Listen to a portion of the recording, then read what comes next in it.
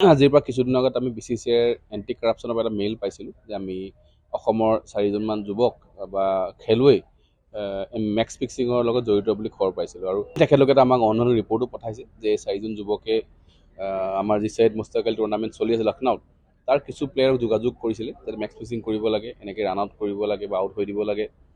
আমিও অনুসন্ধান কৰি গম পালোঁ যে হয় তেখেতলোকে যোগাযোগ কৰিছিলে আৰু গোটেই 4জন খেলুৱৈক অসম ক্ৰিকেট সন্থাৰ সকলো ক্ৰিকেটৰ বেন কৰা হৈছে যাতে এই 4জন খেলুৱৈ অসম ক্ৰিকেট সন্থাৰ লগত জড়িত বা অসম ক্ৰিকেট সন্থাই অনুষ্ঠিত কৰা বা BCCI অনুষ্ঠিত কৰা যিকোনো ধৰণৰ ক্ৰিকেট তেখেতলোক ভাগ ল'ব নোৱাৰে।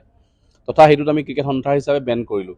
কিন্তু আমাৰ CEO ডাঙৰীয়াই ক্ৰাইম ব্ৰাঞ্চত FIR লজ কৰিছে যাতে আইনীভাৱে 4জন যুৱকৰ লগত আমি প্ৰক্ৰিয়া আৰম্ভ কৰিব পাৰোঁ যাতে তেখেতলোক শাস্তি দিব পৰা যায়। কাৰণ যি ভাৰতীয় ন্যায় সংহিতা আছে তাৰ আধাৰত কেনেকৈ তেখেতলোক আমি ফ্ৰেম কৰিব পাৰি তাৰো আমি FIR এখন লজ কৰোঁ যাতে এটা ষ্ট্ৰিক্ট মেছেজ যায় যাতে আমাৰ উঠি অহা প্ৰজন্মই যাতে মেক্স ফিক্সিঙত জড়িত হ'ব নালাগে। কাৰণ কিছু ব্যক্তি নিজৰ ব্যক্তিগত স্বাৰ্থৰ বাবে 5-10 হাজাৰ টকা, 20,000, 50,000 টকা পে' কৰি তেখেতলোক কেৰিয়াৰটো বেয়া কৰি দিয়ে। সেইকাৰণে যাতে মেছেজ যায় আমি সেইকাৰণে এই 4জন যুৱকক বেন কৰিছোঁ।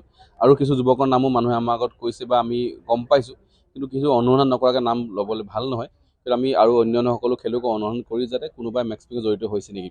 BCCI বিভিন্ন সময়ত খুব ষ্ট্ৰিক্টলি এণ্টি কৰাপশ্যনৰ উইং এটা আছে আৰু তেখেতলোকে অনুসৰণ কৰি থাকে। তেনেকৈ আমি এবাৰ যেনেকৈ দেখা পালোঁ তেখেতলোকে যোগাযোগ কৰিলে, যোগাযোগ কৰি তেখেতলোকে আমাৰ কেপ্টেইনক খবৰ দিলে, এনেকৈ আমাক মানুহে ফোন কৰিছে। লগে লগে আমাৰ অসম ক্ৰিকেট সন্থাৰ কেপ্টেইনেও BCCIক অৱগত কৰিলে যে আমাৰ প্লেয়াৰক এনেকৈ যোগাযোগ কৰা হৈছে।